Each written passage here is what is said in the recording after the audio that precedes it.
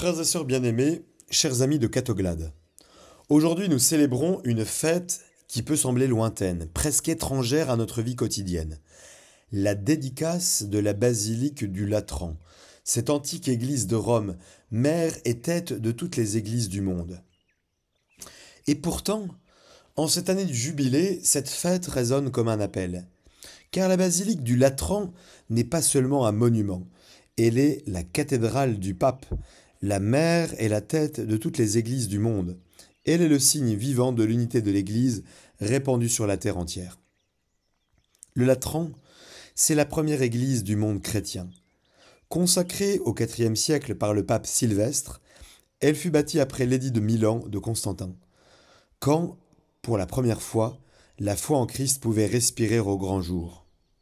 Pendant plus d'un millénaire, les papes y ont résidé, y ont prié, y ont célébré les sacrements. Et sur son fronton, on peut lire ces mots. Omnium urbis et orbis, ecclesiarum mater et caput. C'est-à-dire mère et tête de toutes les églises de la ville et du monde. La ville, c'est bien sûr Rome. Mère et tête, tout est dit. Dans la basilique du Latran bat le cœur visible de l'Église. Et c'est pourquoi il est heureux en cette année jubilaire que cette fête tombe un dimanche. Nous tournons donc aujourd'hui nos regards vers la ville éternelle et vers la cathédrale du pape. Le jubilé, vous le savez, est un grand temps de miséricorde. Un temps où les portes s'ouvrent toutes grandes. À Rome, en cette année, la porte sainte du Latran est franchie par des foules venues du monde entier. Mais attention, ce n'est pas seulement une porte de pierre qu'il faut franchir, c'est la porte de notre cœur. Tous ne pourront évidemment pas se rendre à Rome cette année pour franchir physiquement la porte sainte, mais tous nous pouvons dire au bon Dieu, « Je reviens.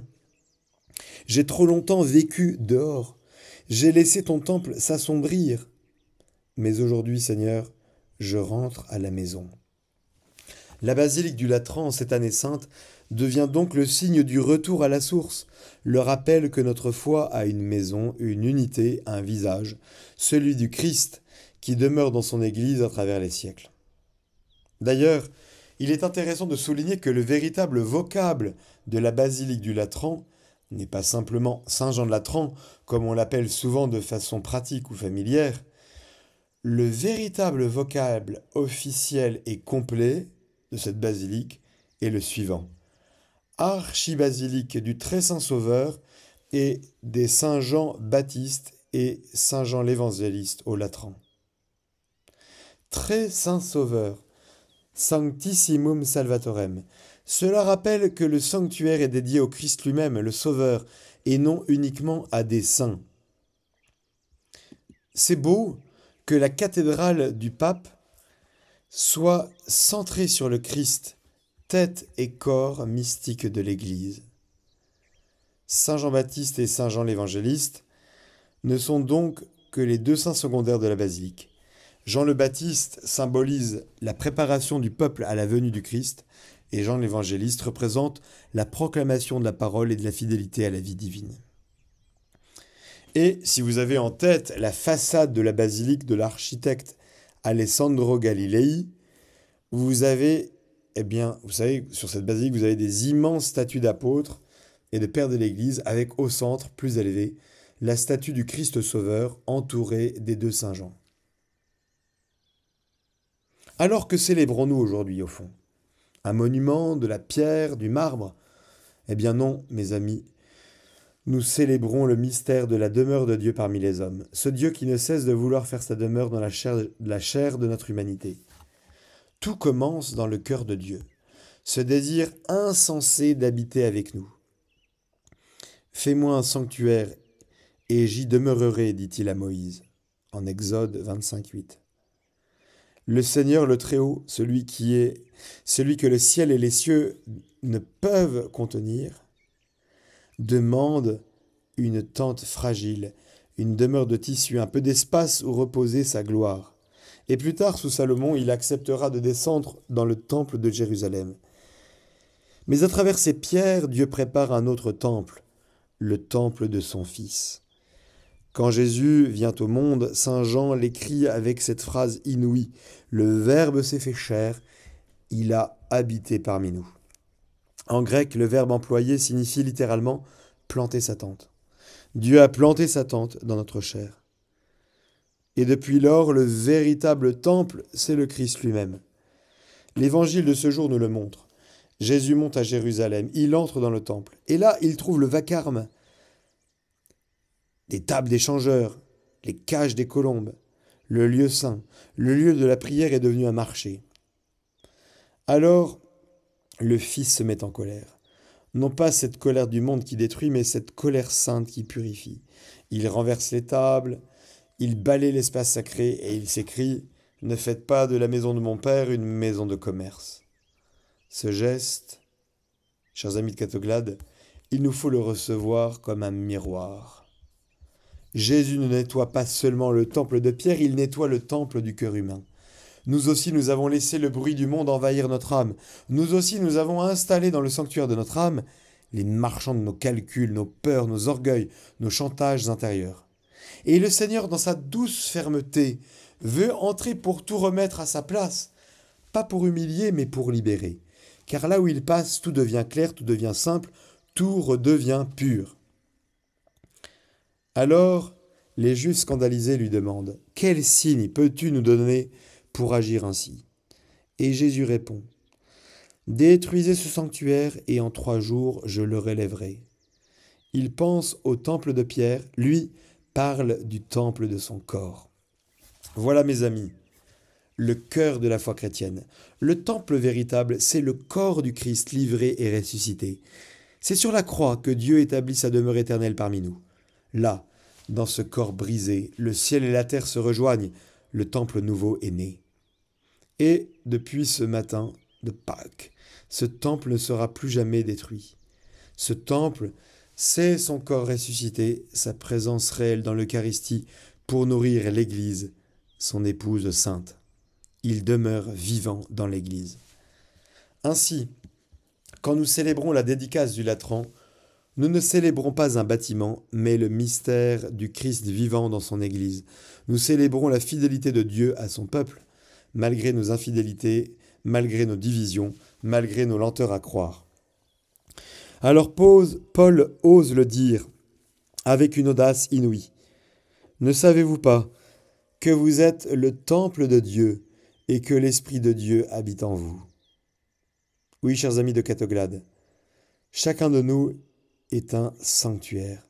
Nous sommes les pierres vivantes de ce temple. Chacun de nous, par le baptême, est devenu une demeure de Dieu. Et c'est pourquoi, en ce jubilé, le Seigneur nous appelle à restaurer son temple, non pas celui de marbre, mais celui du cœur. Car combien de temples intérieurs sont fissurés? Combien d'âmes sont devenues des sanctuaires désertés? On a laissé s'éteindre la lampe rouge du sanctuaire. On a fermé les portes de la prière. On a troqué la paix contre la précipitation et le bruit.